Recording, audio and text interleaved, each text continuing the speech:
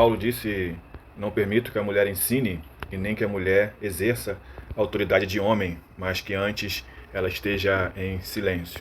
Que as mulheres devem se conservar caladas na igreja porque não era lhes dada a oportunidade de falar.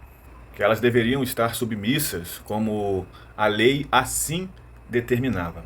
Bem, com essas falas, Paulo estava dizendo que a mulher não deveria exercer nenhum ministério na igreja ou não exercer nenhuma função? Essa é a pergunta de hoje.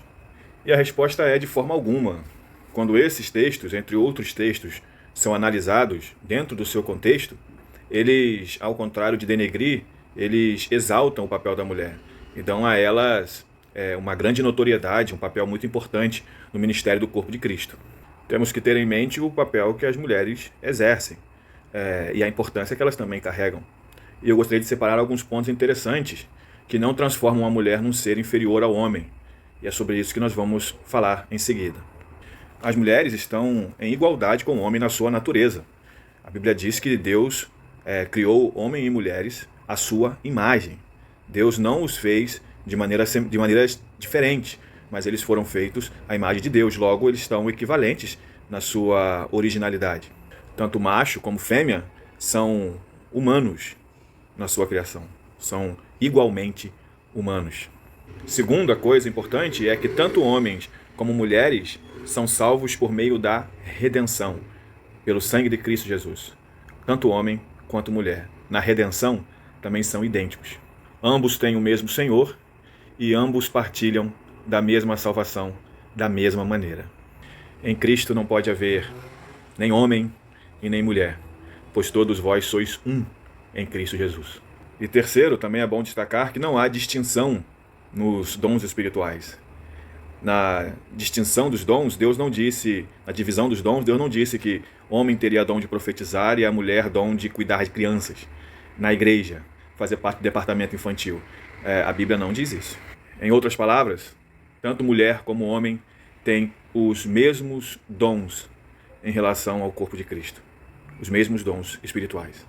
Quarto lugar, é bom destacar que a Bíblia separa mulheres bastante importantes, ministerialmente falando, que foram usadas por Deus ministerialmente falando. O primeiro exemplo aqui é Miriam, que foi a primeira a convocar o povo a um louvor. Miriam é a primeira ministra de louvor da Bíblia Sagrada. Não podemos esquecer de Débora, uma pessoa extremamente importante, encabeçando um projeto junto com Baraque. Não podemos esquecer de Hulda, uma profetisa também. Não podemos esquecer também de Ana, que também era uma profetisa. Tem mais nomes aí. E não podemos esquecer também o nome de uma professora chamada Priscila, uma professora de Bíblia.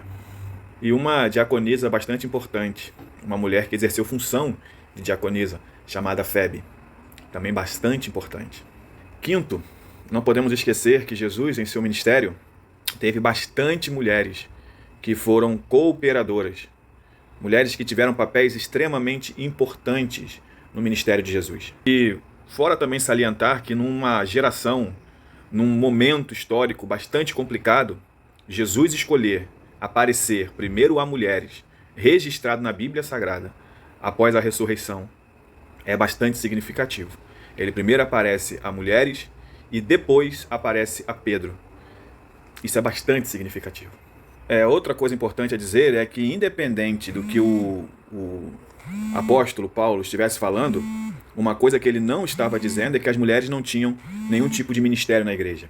Isso é impossível, pois no mesmo livro ele instrui as mulheres a profetizarem na igreja. Ele as instrui como deveria orar na igreja. E não faz sentido ele mandar mulheres ficarem em silêncio e instruir como elas devem orar e profetizar. Então não é sobre isso que ele está falando. Independente do que seja, sobre a mulher não ter função na igreja, isso certamente não é. Ele também diz no mesmo livro que todos os homens deveriam ficar em silêncio quando uma pessoa estivesse falando da palavra de Deus. Homens também deveriam ficar em silêncio. Quando o texto é entendido de maneira correta, nós entendemos perfeitamente que Paulo não está negando o ministério feminino. Paulo está limitando o ministério feminino.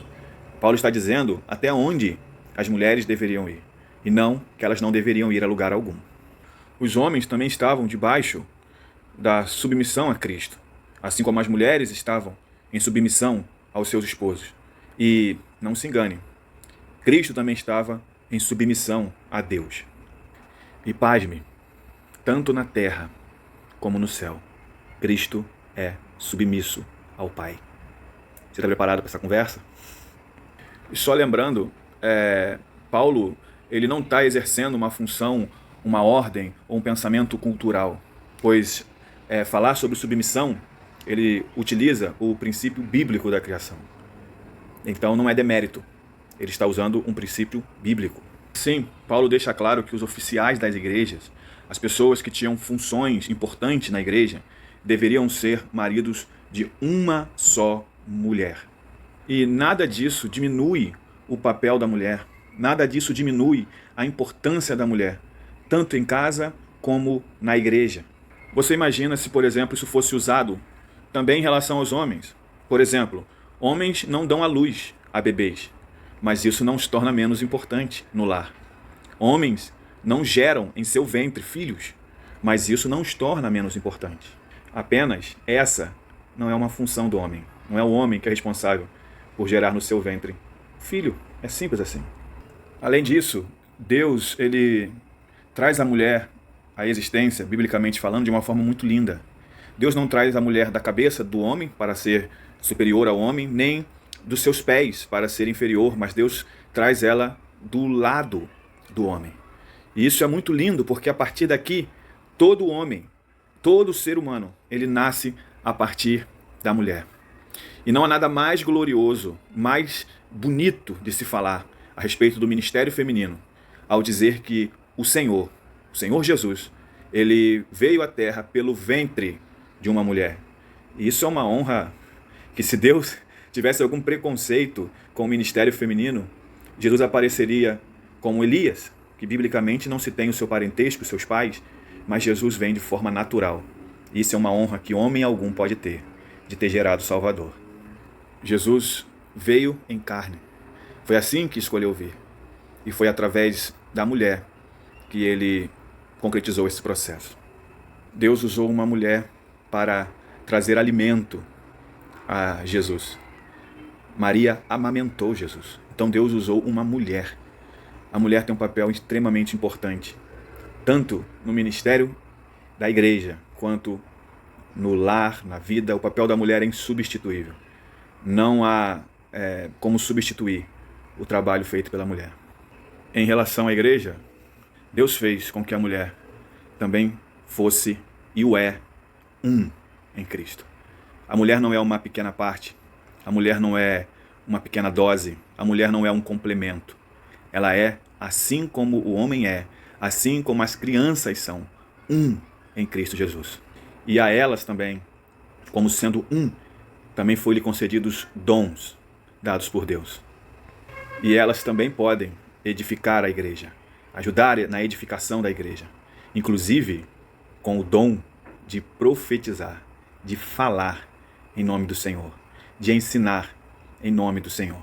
Eu concordo que mulher não pode exercer funções como pastora, apóstola ou coisa do tipo, mas eu discordo completamente que mulher não possa exercer nenhum ministério. Que Deus abençoe você e que você possa ter aprendido alguma coisa com essas palavras.